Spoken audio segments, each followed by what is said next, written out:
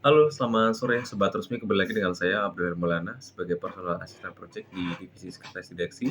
Pada minggu ini saya belajar mengenai 5 cara membuat RAB atau rencana anggaran biaya beserta contohnya juga ya gitu. Nah, nanti pada kesempatan ini pun juga ada beberapa kemungkinan ya kita menghitungnya itu ada beberapa cara langkah-langkah juga pembuatan RAB terhitung untuk RAB rumah hingga juga sampai uraiannya juga. Nah, jadi kita breakdown lagi ke beberapa poin. Yang pertama itu terkait untuk pengertian rencana anggaran biaya atau RAB, kemudian fungsi RAB itu seperti apa, kemudian jenis RAB-nya, kemudian cara menyusun RAB dan cara menghitung RAB rumah. Itu pun juga nanti kita akan belajar mengenai langkah-langkah pembuatan rencana anggaran biaya atau RAB dan contoh rencana anggaran biaya RAB rumah itu seperti apa. Nah, yang pertama itu terkait dengan pengertian rencana anggaran biaya atau RAB.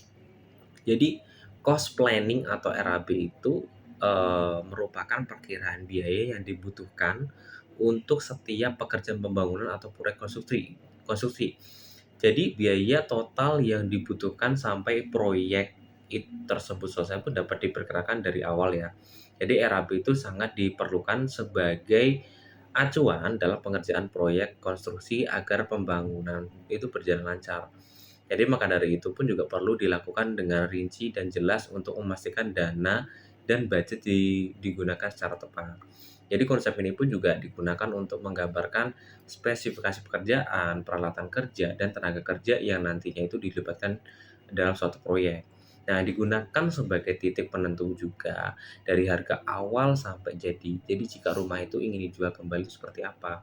Jadi tidak hanya itu aja, RAP itu juga dibutuhkan bagi Anda yang ingin seperti bangun rumah juga ya, itu cari tanah kafling, kemudian ada beberapa proyek yang manajemen konstruksinya seperti apa, itu juga perlu menggunakan RAB. Nah, fungsi dari RAB itu tuh memiliki fungsi yang penting dalam proses pendirikan sebuah bangunan. Jadi penyusunan RAB itu yang tepat itu dapat membantu berjalannya sebuah proyek dengan lebih efektif. Setidaknya ada 4 fungsi RAB yang mungkin memudahkan pekerjaan kita ya. Yang pertama itu adalah menghitung biaya keseluruhan, kemudian mendata material yang dibutuhkan, kemudian dasar penentuan kontraktor, dan yang terakhir adalah menentukan peralatan yang diperlukan itu apa saja. Nah, gitu. Yang pertama itu menghitung biaya keseluruhan. Jadi dalam RHB pun kita jadi seluruh pengeluaran akan tercatat secara rinci ya dan secara detail.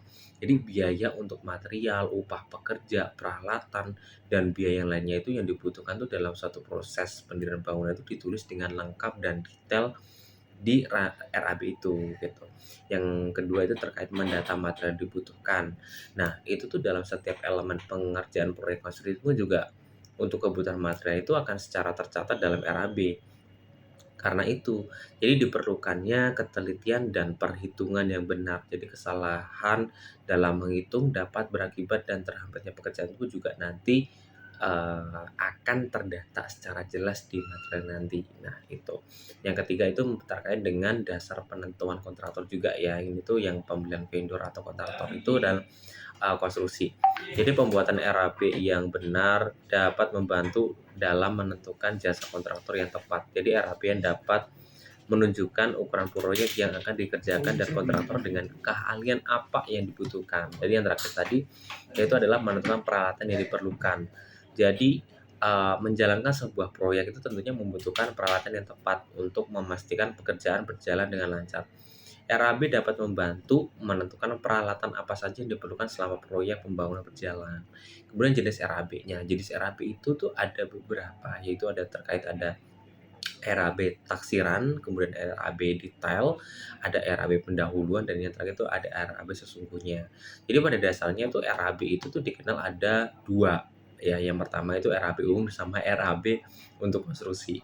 Jadi RAB umum itu biasanya digunakan untuk menghitung anggaran dalam kegiatan usaha seperti penyediaan peralatan baru, perluasan tempat usaha dan atau meningkatkan kapasitas mesin produksi. Nah, RAB itu pun juga untuk di keperluan proyek Konstruksi tentunya digunakan dalam berbagai proyek untuk mendirikan bangunan, baik hunian maupun bangun komersil. Jadi ORAB itu konstruksinya terbagi menjadi beberapa, menjadi 5. Nah, untuk taksiran, misalkan RAB taksiran ini pun dibuat menjadi sebagai pemilik proyek konstruksi ya, yang itu nanti itu memberikan gambaran biaya mengenai ide atau rencana konstruksi yang akan dijalankan. Nah, kemudian RAB detail, ada untuk RAB pendahuluan dan RAB sesungguhnya. Nah, itu tadi terkait, mengenai, 5 cara 5 cara membuat RAP ya. Kita tadi baru beberapa poin ya. Yang pertama terkait pengertian rencana anggaran biayanya, kemudian ada fungsi RAB dan jenis RAB. Nah, nanti untuk part 2-nya kita nanti menjelaskan tentang cara menyusun RAB, kemudian ada cara menghitung RAB rumah, kemudian langkah-langkah pembuatan rencana anggaran biaya atau RAB, dan contoh rencana anggaran biaya rumah itu seperti apa gitu. Oke, sekian materi pembelajaran pada minggu ini. Thanks for watching. Bye bye.